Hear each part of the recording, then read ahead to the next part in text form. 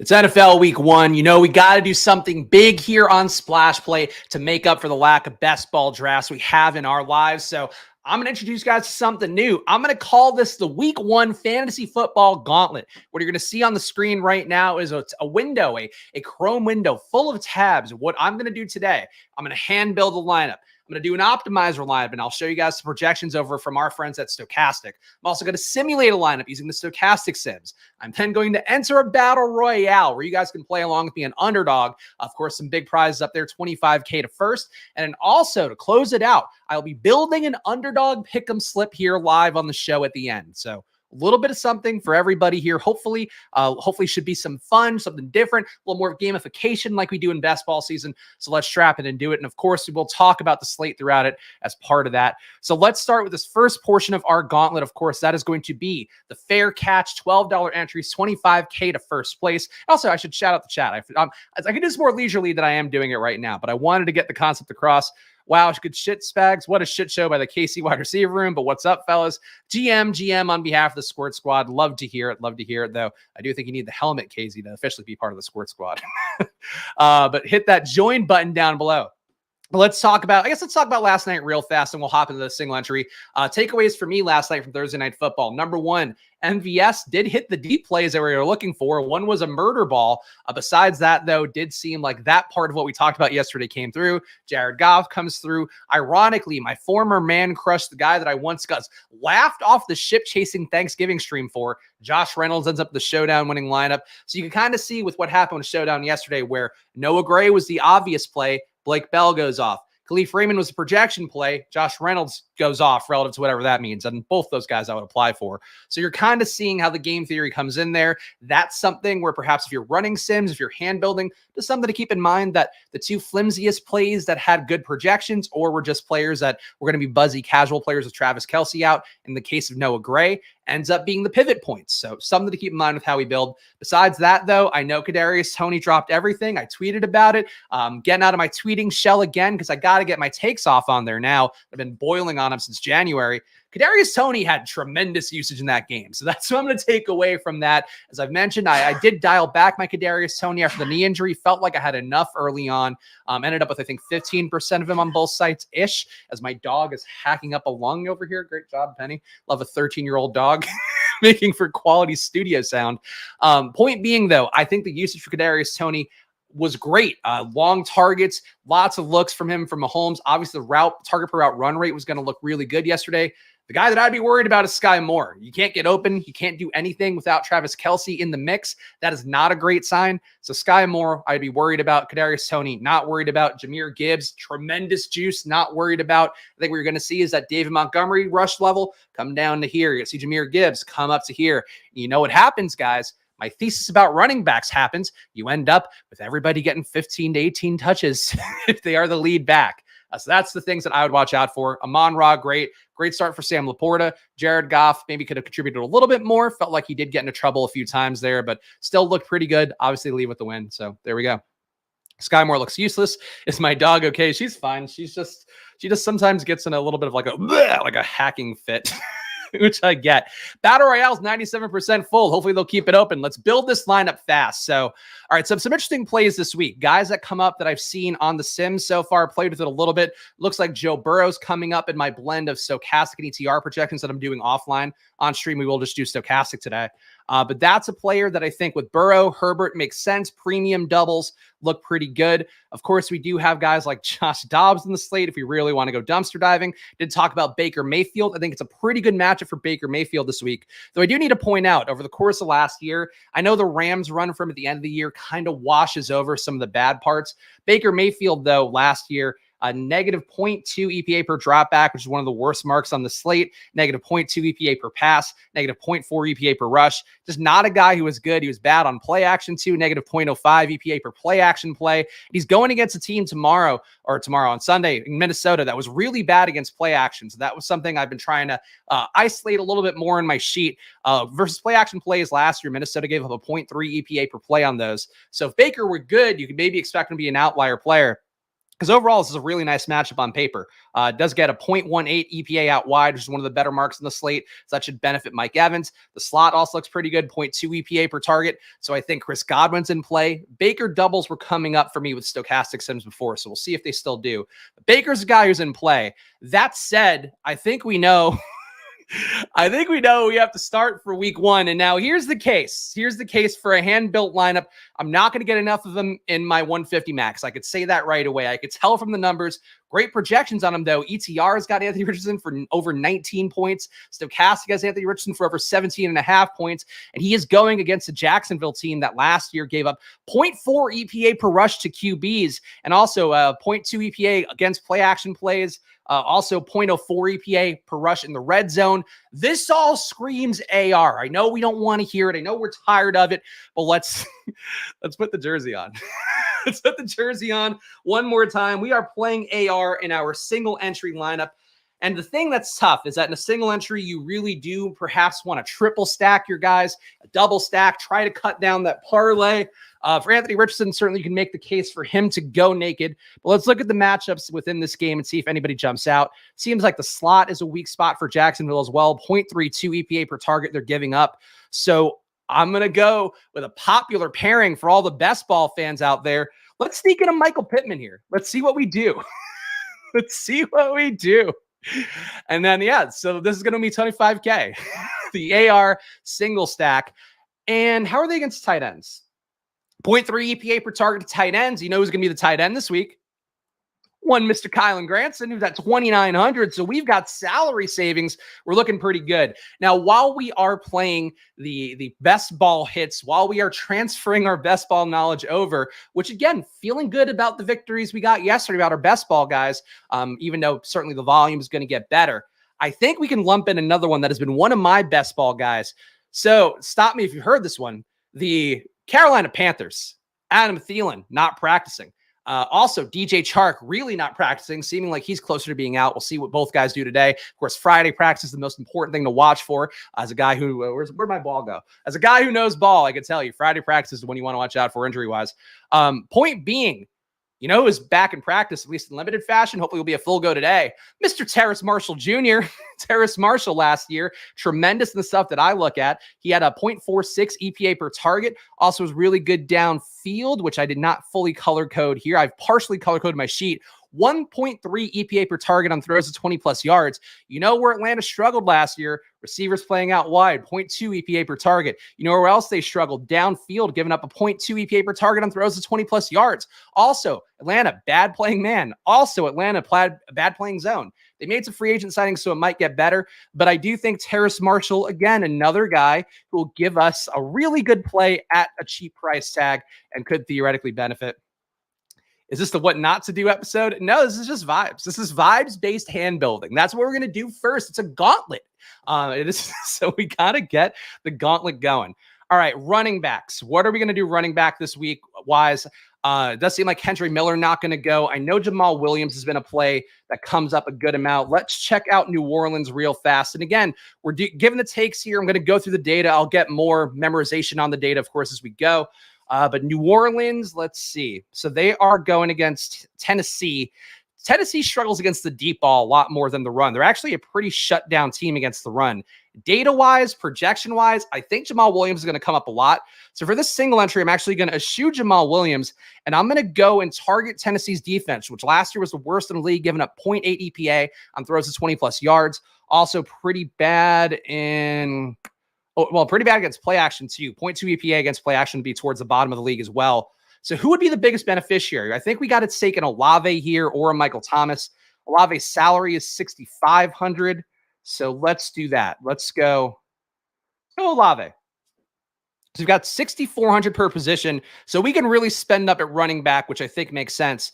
The one thing, though, that also makes sense, I have to say, I think Justin Jefferson is going to kill the Bucks. So we need to burn some salary. Justin Jefferson going against a Tampa Bay team that last year, let's see, struggled. No, not terrible against receivers out wide.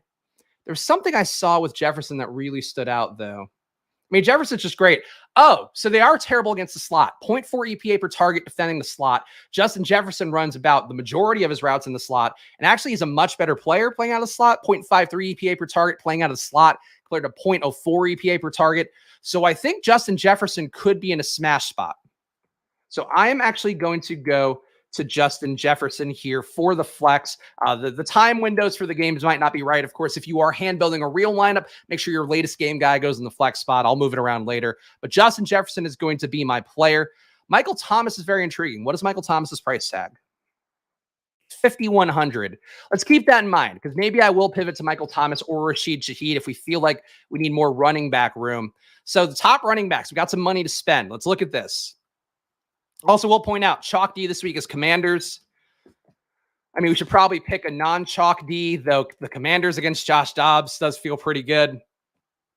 Let's just put him in as a placeholder. Again, another thing we might pivot from.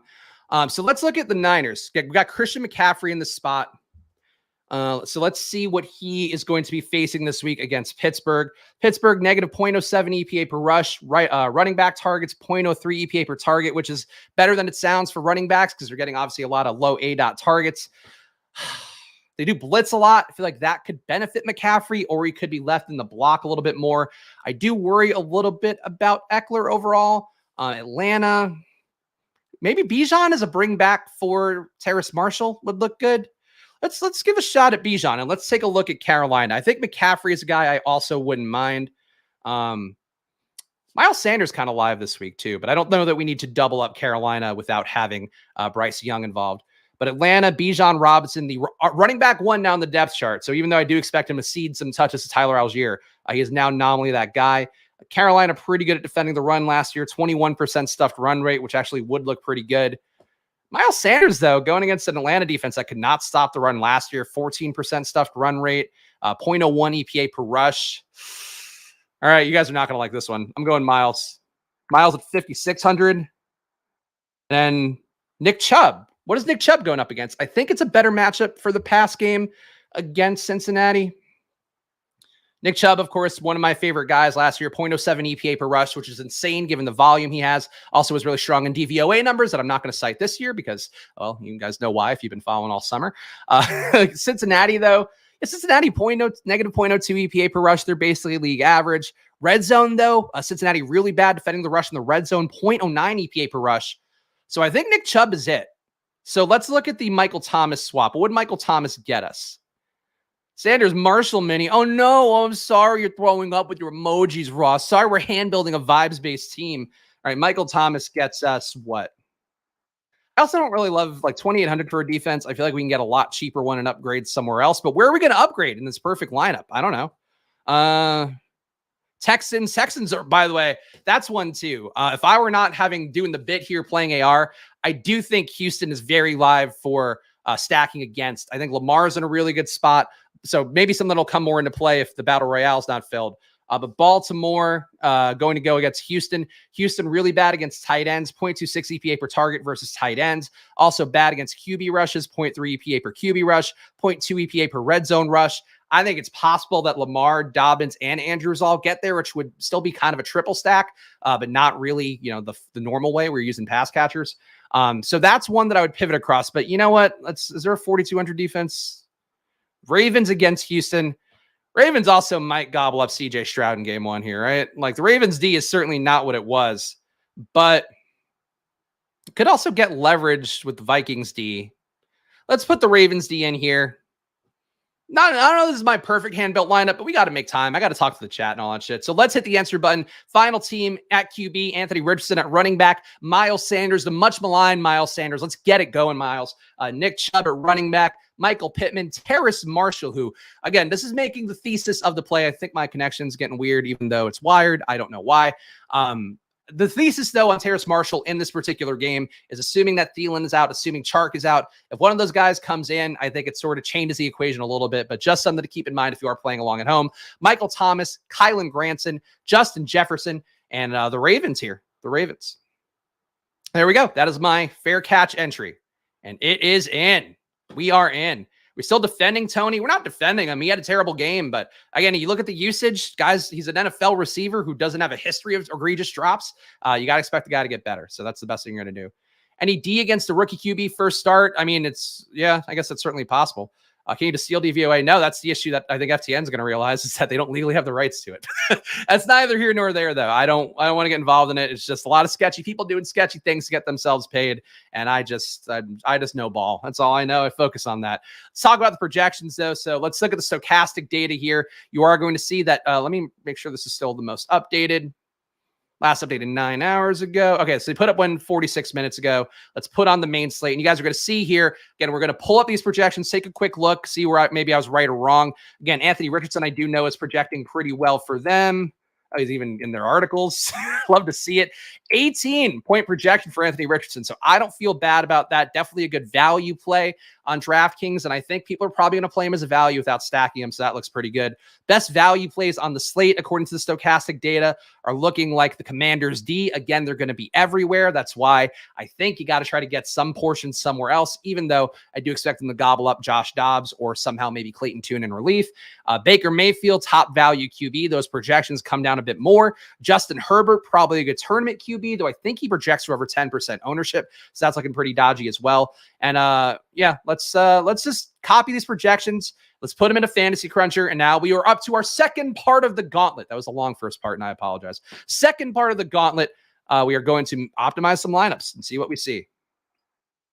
I also hope you guys enjoy this one. And shout out to my podcast partner, Pete. You guys might see in the P.O. Box email that Pete put out his fall schedule. Unfortunately, right now, Splash Play is not a part of it, which is why I've been trying to kind of figure out how to do things for myself here for this point in time. But we're hoping we can figure it out after the first couple weeks and Pete gets a flow for things. But I think the Thursday night ship chasing kind of made it tough to do a Friday morning show. And then also the fact that, Football Outsiders is now not paying for the show. Is just for the love of the game. So I think it sort of changed the equation a little bit, but we'll certainly do our best to bring the gang back together because I love the guy and I appreciated the shout out in his newsletter. But I just want to say that out loud here before we look at some optimized lineups.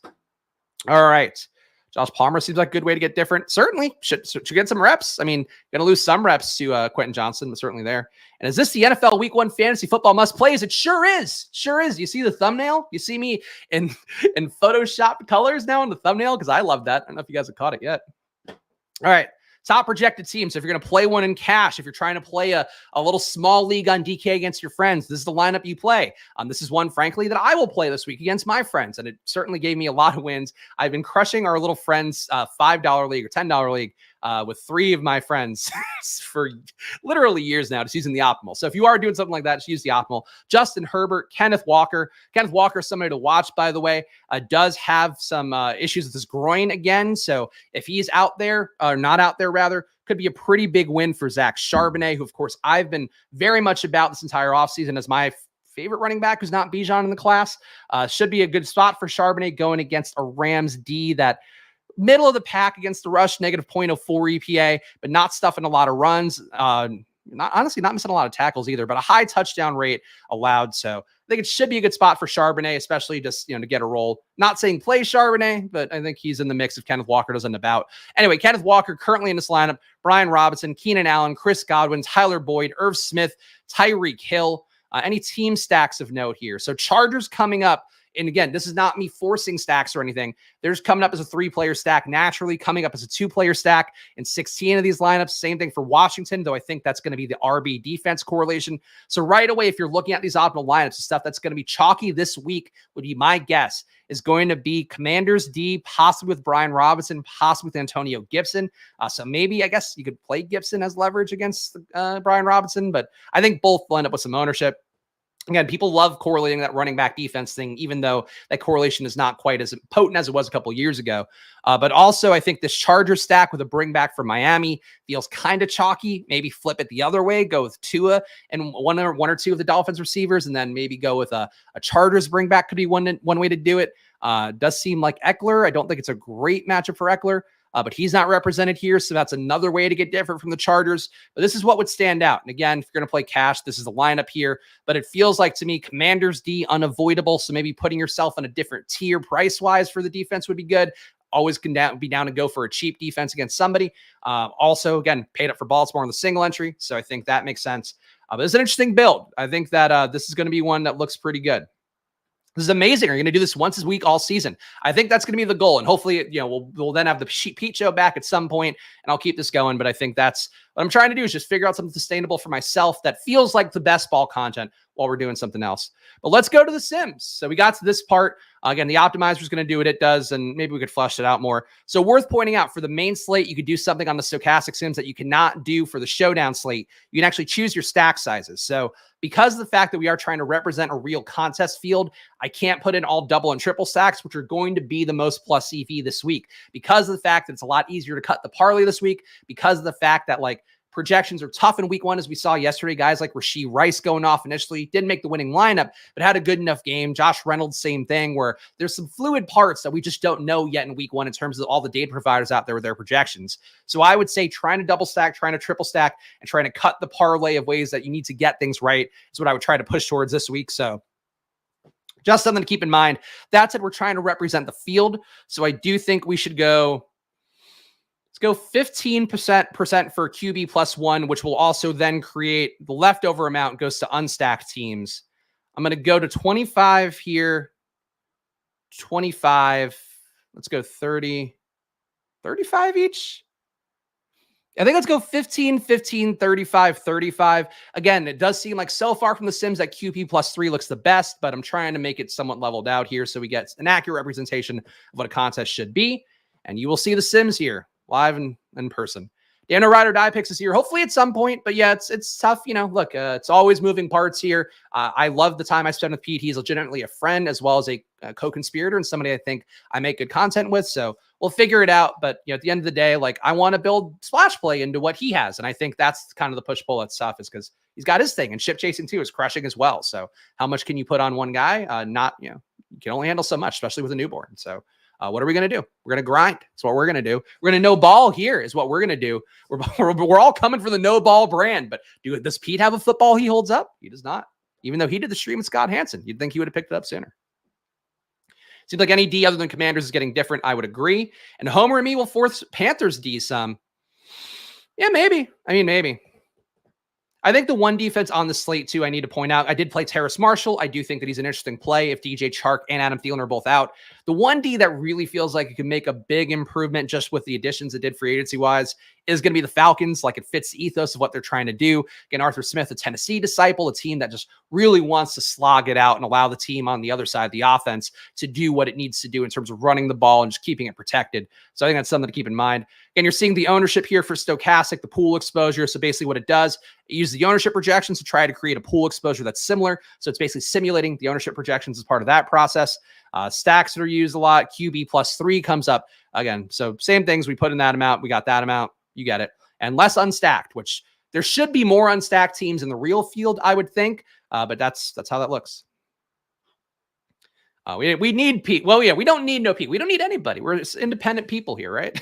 But yes, the Squirt Squad soldiers on as always. Let's run this simulation. I always put it at, I've been using this for a week, but I've been putting it at the highest percentage to first possible. I think technically the DK Millie Maker this week is actually 25%, but I'm going to put it at 30 because I do think it'll give us lineups that are intended to be a little bit higher ROI in terms of getting to the top of the field.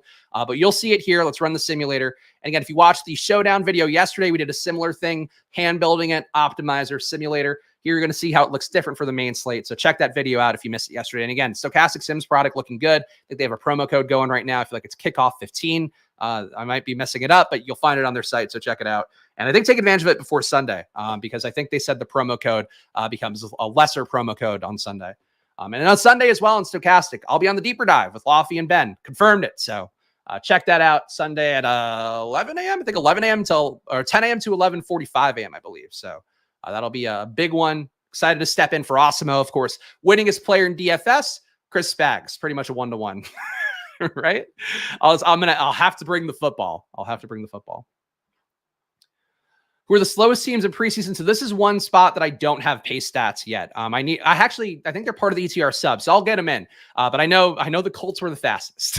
So that's what matters to me, but I do not know who's the slowest, unfortunately. I wouldn't read too much into the slow parts of preseason too, because they are trying to get guys who are not necessarily accustomed to playing as much, trying to get them to do the play calls. Sometimes they're learning how to actually take the helmet mic and stuff for the first time.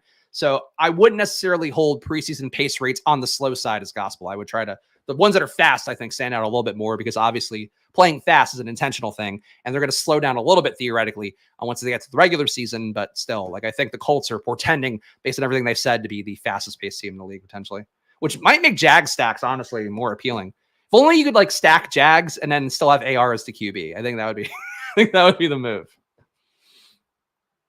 All right, let's see. Compiling results. Again, it goes fast. Like this, I know this feels like a drag, but it's not. This is going pretty fast relative to what it takes. Again, it has these 10,000 lineups and it has them competing against each other, I believe 40,000 times. So that's how this process goes from my understanding of it. And I'll certainly clarify if I learn something different here, but hopefully the results will be compiled soon because it is on this last part. It's really compiling hard. I've never seen anything compile as hard. It's this simulation right now. Do I like stacking AR at all? Skim backwards, and you can see that I stacked them up with Michael Pittman and also with Kylan Granson. You should stack up your QBs always, even rushing QBs, like at least a single stack. Obviously, they can get there more through the rushing, but I think that's certainly one that you still want to make sure you're getting your guys there. All right. I hope this is not just locked up. This would be a bad this would be a bad one for me if this were locked up. Imagine if I could no ball as hard as this compiling. Imagine. This is the first time it's taking this long, by the way. So maybe it's my connection or something because I am getting the weird fucking low Wi-Fi thing again.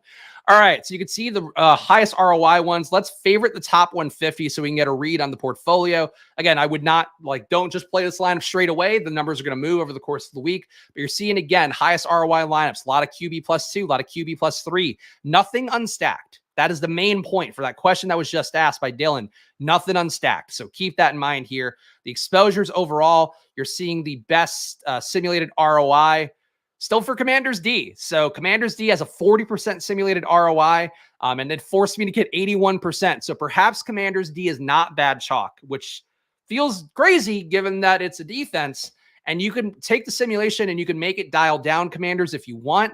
But that is hard to ignore that they have that high of a projection. It is still a median projection, 9.8. So somebody could still beat them. But if you're willing to walk away from the Commanders and run the sim like that, I do think that is one way to get unique with your builds, even if you're running a sim. Other guys, Kendrick Bourne has a pretty high simulated ROI. Good amount of exposure to Kendrick Bourne as well, 14%. Brian Robinson comes up 47% of the time. So the optimizer plays are looking like the sim plays as well, relative to that. Stack exposures, we're seeing the most stacks for a Kirk Cousins triple, a Geno triple, a Joe Burrow triple, a Trevor Lawrence triple, and it looks like this, let's see. Yes, Kirk Cousins triple is the most used stack, so that's pretty interesting as well. A lot of Kirk coming in with the doubles, 8% Kirk with the doubles, 8% Geno with the doubles, 7% Herbert with the doubles, to a 4%, and then Baker still here at 3.3%. And then the overall exposures, let's go back to that. So who are my highest exposed QBs? And this is basically what the process is going to be for me on Sunday as well. I'm going to, again, use the blended ETR and stochastic projections because I think that'll give me a unique lever moving forward in these first couple weeks. But also, I'm going to be doing 190 lineups, doing the 150 max, and then 220 maxes, I think, will be my outlay here. Most used QBs, Geno. So sad day for Drew Lock. Second most used QBs, Kirk Cousins. Then you get Herbert, Trevor Lawrence. So there we go. Just got a lot of DeMarcus Robinson as well, around in some different settings. No Lamar is shocking. Yeah, not a lot of Lamar, 1.3% Lamar. So you still get a taste, but yeah, not a lot of Lamar. Again, so shout out to Stochastic Sims. This is their product. Now to the next stage of the gauntlet. Hopefully this hasn't filled. Battle Royale time. Join me on here. Let's even get the banner back going. No, we're filled, so don't join me. But of course, you can play Battle Royale too. 25K to first place. Do it on Underdog. Use that promo code SPLASH. $100 deposit match or up to it. You can deposit $25 too, and they'll match that. And of course, make sure to subscribe to Splash Play. This is it, guys. This is what we're doing. Again, we're trying to capture the best ball feel, where I think the joy of best ball is the drafting. It's about building that process, getting your takes out, getting your jokes out, getting the chats going, all that stuff during it. So I'm going to try to bring that same vibe here to the in-week shows. So subscribe here, of course, on the March to 3K subs on Splash Play. And we'll always do my best to give you guys good info and try to help you out. Also, drafters too, shout out to them. They are still doing some stuff as well for the weeklies. Not quite as big prize pool as the battle royales, but maybe less likely to fill would be my guess. So check out Drafters as well. I think that promo code still works for splash on there to double your deposit. And hope you guys had fun drafting on Drafters. I think they've finished with a good amount of overlay in that tournament from what I saw. How about these Lions? Feeling good about Gibbs. Low volume, but he looked electric. I agree. These stacks include a bringback. Some of them will, some of them won't. I think that's the main thing that I've observed is that it feels like the bringbacks. And I know this is a part of Osmo's game that changed a little bit over the last few years. Is he didn't force the bringbacks quite as much, but then for single entry, I think he's a little more inclined to try to game stack things more. So definitely you would go through and I think try to get pieces that if you're in a single entry or a lower contest tournament, or just like, a lower part of the prize pool goes to first place. I think that's when you start to do that stuff. I do think for this format, Sims are going to be different than ADP. So then I have to reach for Lamar, though. That's not going to feel too great. I did one of the dog bowl drafts where it's 12 people. It felt like Lamar and Andrews is a little bit more unique there. But let's go Lamar. I think I still like Lamar and Andrews. I think they're a really nice battle royale team. We'll have to get different later on because obviously it's going to be a little bit chalky. But I think Lamar feels like a good start to me because I really believe that he's going to run some stuff in and also be able to pass a little bit more this year. Did Bank of Bills triple no bring back last year? There you go. I've been surprised to see how much the triples come up. And I do think that is a little bit of a week one thing, but really feels like triples are a thing that as a player who's hand building stuff or even using an optimizer, probably don't force them as much as you should. So people just would reach for Andrews here. I guess I could try to push him back, but that feels pretty tough as well. And if I were going to push him back, I don't really want Brown. Ridley's okay. Adams is okay. I kind of think Adams is going to get blanketed this week and shut down. But that's my thesis. We'll see. Lamar and Andrews, though, will start that way. And now we'll get some of the same guys. Some of the same guys already talked about. I know the Badge Bros, or no, it wasn't the Badge Bros. If anybody remembers who the Twitter handle was, they did put out a nice breakdown of what won a lot of the Battle Royals last year. It was mostly single stacks with potentially with a bring back, but definitely more focus on the single stacks than the doubles and the triples for a Battle Royale. So that is one key difference point from DraftKings to Underdog Battle Royales is that you do kind of have to hit the nuts with other players. I know the Badge Bros have also talked about trying to reach more, trying to go up and get some guys who are not usually drafted at that 35 plus ADP. So that's something we'll try to do. There we go. I do know Mike. We talk a little bit too. I like Mike. I think if I had time to do something NBA wise, I'd be curious to do that. But I like doing solo stuff. I just don't like having, no disrespect to Pete or anybody else. I just don't like having to rely on people. I just like being able to go and schedule my time and do it. So for now, that's going to be what I try to do. At some point, I would be nice to build out splash play, but I think we have to make enough money to justify, giving somebody money. Jalen Waddle, nice part of Miami. Don't have a ton of time to look this stuff up, but Miami versus the Chargers pretty tight against the pass. I don't know that matters, but it doesn't fill me with faith here overall. Fuck. I'm going to go a little bit wild here. I'm going to add on Dobbins. I don't know if this is theoretically plus EV based upon the overall Battle Royale data, but I do think Lamar, Dobbins, Andrews covers the accounts of a Baltimore boat race, gets us a little bit different from just the Lamar Andrews team, which I assume there's a lot of. So let's go with that. Why can I still draft QBs? Shouldn't they be blanked out? Anyway, so I also think Tyler Higbee's kind of a nice play this week as a fallback because I have Andrews. I'm not going to take him, but Higbee has a pretty good matchup against Seattle, who's awful against tight ends. Travis Etienne.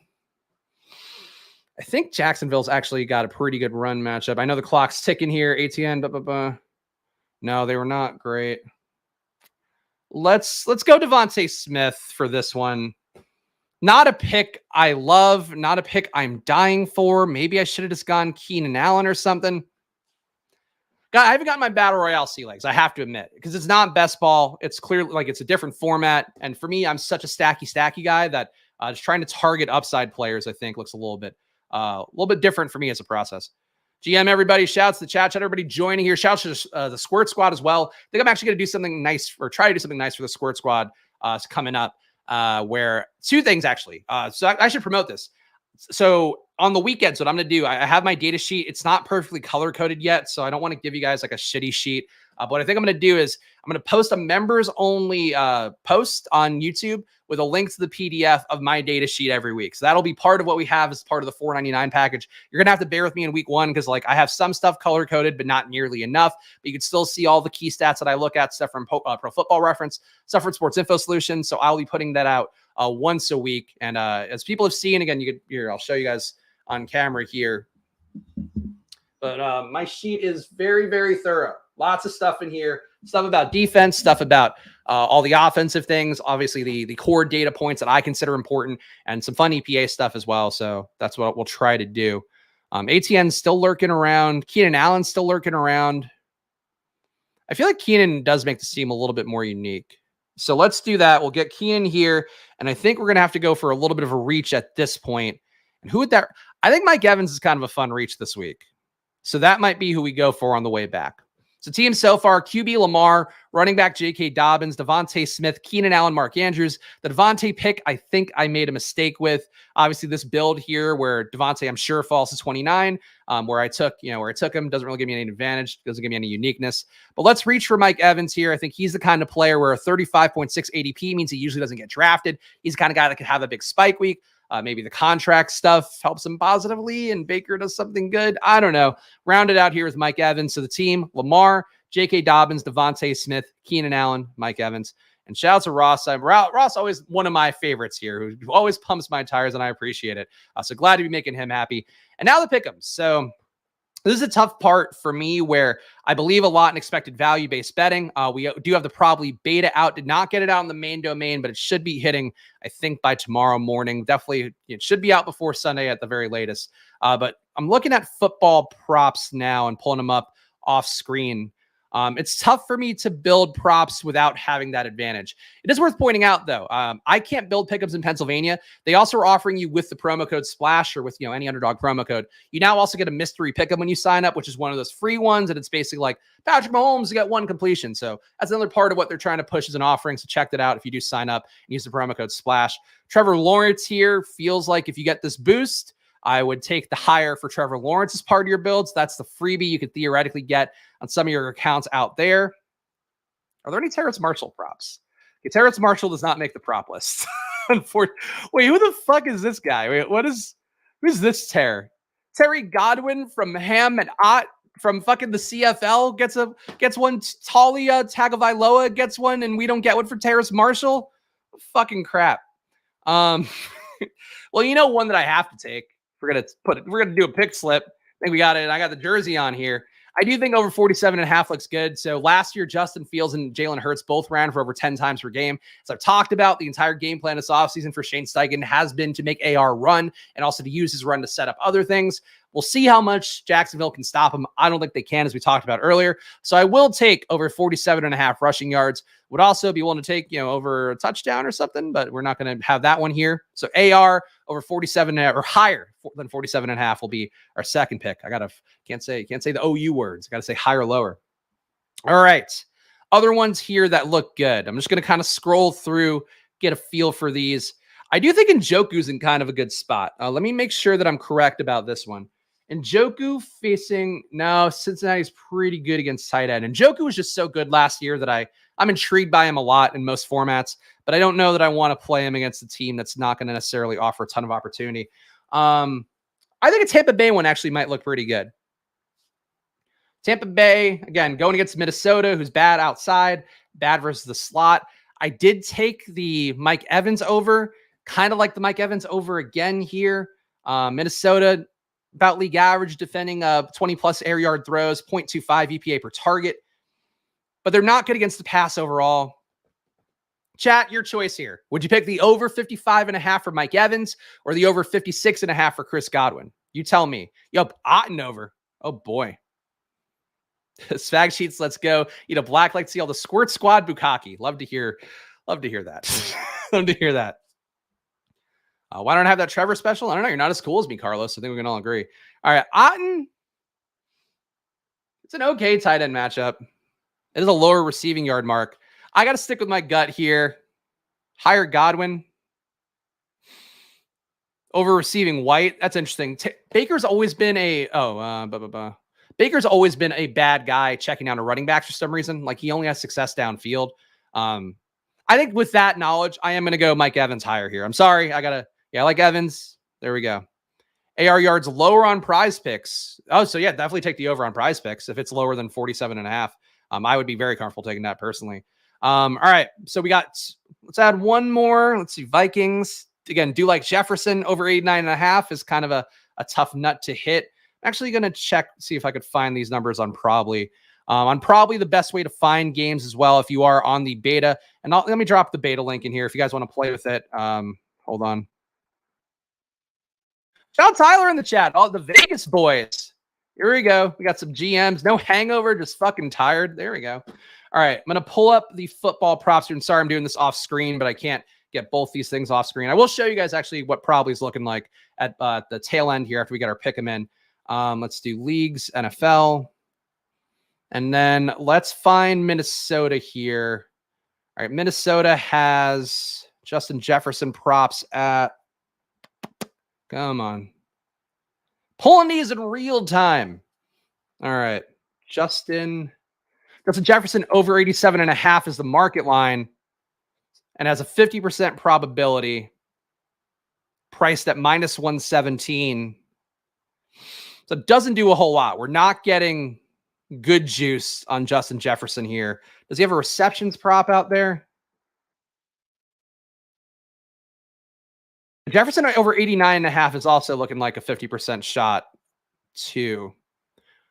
Ugh, this is not the best bet. I'm going to pass on Justin Jefferson. It's too easy to take him, and I don't think that's actually the best bet. Let's go to Baltimore. We do like Baltimore here. Lamar, higher, lower. I think both his outs would be higher or lower than 20.15 because I expect him to rush. I expect him to have success passing. I guess the question is, how much does Dobbins take off the plate in a matchup against Houston where maybe they can end this one pretty fast? I'm going to take the higher on Lamar's 20.2 fantasy points. I don't know why all of these have been pulled right now. Okay. Tyreek over 6 receptions. I don't know if Tyreek needs to get 6 receptions. I'm going to keep scrolling down. I'm sticking with the process here. Christian McCaffrey, no receiving completion prop. I think I'd be more inclined to take a completion prop than a yardage one. Oh, so this is kind of fun. So Pickens is in an interesting spot this week. So it's a really bad matchup against the Niners. The one spot, though, that the Niners are weakest at, and this is not what I expect like Pickens to destroy him, but I do expect him to break a big play that's going to make me feel pretty good, or I'm hoping he will. The Niners, the worst overall, everything in their defense. The only thing they're bad at is defending 20-plus yard throws. So 0.4 EPA per target on those plays. You only give them up 5% of the time. The Pickens, we know, is a monster who gets downfield. He has a 0.91 EPA per target playing downfield. Go with your guys. I would add in Pickens if you wanted to do a 5-way one here. Why can't I get to 20x? I want to. Well, anyway, I can't submit these anyway because I can't play in Pennsylvania, but this would be it. So if you don't get the Trevor Lawrence freebie, I would throw in Pickens over 42.5, higher than 42.5. Don't tell big underdog. So this would be the pickup slip I would go with if you don't get the Lawrence freebie. Check that out. Again, if you want your own freebie, use the promo code SPLASH down below, and you can certainly get a free mystery pick'em for yourself along with the $100 deposit match. So check that out. And real fast, let's go over to Probably. So I'm going to switch the brands here, but I think this is the only way I can show it to you guys and have it look normal. Let's go here, and then let's stop this screen and start this one. And this is not part of the gauntlet, but I got to promote my shit. So here you can see on the search page, you can see literally every bet. I was looking through Minnesota and Tampa Bay. You can see the market informed probability. And to give you guys sort of the context here, basically what we do, we comb the top markets around the world, the winningest markets around the world, and then basically roll it all in together into one special sauce kind of probability that tells you what the most likely outcome is of every event. So you can see here the odds of the Commanders winning. Commanders, if you are playing a guillotine league, I don't think we say the S word anymore, playing a guillotine league and you get chopped off, I would say taking the money line and the Commanders is going to be the popular pick this week. 74% chance of winning that one for them. That looks pretty good. Let's see. We could scroll through here. And again, these are pulling these all in real time, so that's why there's a little bit of a spinny guy. Ryan Tannehill under 1.5. Let's see if we could find a decent probably score one, because the whole point of this process, you're going to see a lot of negative bets if you are a member here and get access to the data, because the point is you fucking lose money on sports books. Like, I don't want to make this, I know all the other apps out there selling winners, you're going to win, you're going to crush, all that stuff. At the end of the day, like, you're going to lose money. Like, unless you are taking mathematically profitable bets time and time again, or at least, going in, if you think you have some edge, at least know what the market probability is. So this one here is slightly profitable, under 22.5 for the first total points on the Saints game versus Tennessee. So that's something to keep in mind there. Also probably doesn't bode well for long touchdowns, but we'll see. Traylon Burks with really bad probability here, or probably score on the under. But again, you can just scroll through literally forever. You can continue doing this, finding needles in a haystack. We're going to have the sorting tools working a little better for the profitability stuff, because basically we have so many bets in the database that it's not doing it perfectly right now. But this is the product. So you can see it very fucking simply here. This is more bets per capita than anybody could ever want for Saints Tennessee. And yet here they all are. What's a fun game to look at? I don't even know. Looked at Minnesota a little. All right, let's look at the Colts. What was I going to do? Oh, Survivor? I think, I would say it was the other S word. Yes. All right. I think I accidentally highlighted this. All right. What's a positive probably score bet in the Colts game? So we got the AR line under 1.5 passing touchdowns. Oh. So I guess don't expect AR to maybe complete the double stack, though he has a 31% chance to go over. So that's how probabilities work. We'll focus on the positives instead of the negatives. Any good bets? These are all negative bets, but this is when it makes it fun, when you find the positive ones. Oh, Michael Pittman over 4.5, 51% chance to win. You can get at plus 100. I would take that bet. I'm actually going to check DraftKings, see if they have that bet. There we go. Michael Pittman over 4.5 seems like the best one so far. NFL lines are more efficient. You're going to get better results going to baseball and stuff like that. Like if I do go to baseball, let's go back to the stories. Actually, baseball, you'll find it pretty easy. That horny giggle when Spags gets a look at the AR lines. You know me too well, my friend. You know me too well. All right, baseball lines. Oh, here we go. A's +1, 33 or 38.2 probably score. Baseball, just a lot softer market. NFL, because of the information they get with every bet, because so many bets are placed, it's hard to find inefficiencies. You will find some if you scroll through everything for NFL on the Probably app, but I do think baseball to me has been pretty good to me in terms of building my bankrolls. I've mentioned was a big part of me being able to pay for the DK best ball outlay just from that stuff. So I would highly recommend it, but here you go. This is the Probably products. Check it out. Again, I'll drop the link one more time in chat if you do want to get it. It will be up on the Probly domain this weekend. You can still get on the mailing list at probablyapp.com if you want to get my emails, including actually a big roundup that I do every weekend. It's coming back this week, where I look at all the market probabilities, top 5 ones for each game, and try to determine how the markets think it's going to go. So that's going to be coming out tomorrow. So check that out on the Probably email list at probablyapp.com. Now let's go back. Let's switch my screens around. Let's go big screen here. Thank you guys for hanging out. This is the Fantasy Football Gauntlet. I hope you enjoyed it. I hope you enjoyed me trying something new here. I hope you enjoy me changing the colors on the thumbnail like this, because there's going to be a lot of Spags wearing different colored outfits. But I appreciate all you guys coming along for the ride. Of course, would not be doing my job if I didn't ask you to subscribe and like and leave a comment if you're watching after the fact. If you have any questions, even if you're one of those guys who just goes to every fantasy football video and asks to start sit, I'll fucking answer it because I care. Of course, if you also want to be a member, hit that join button down below. The Spags data sheet will be posted. I guess I'll do it tomorrow. Probably tomorrow.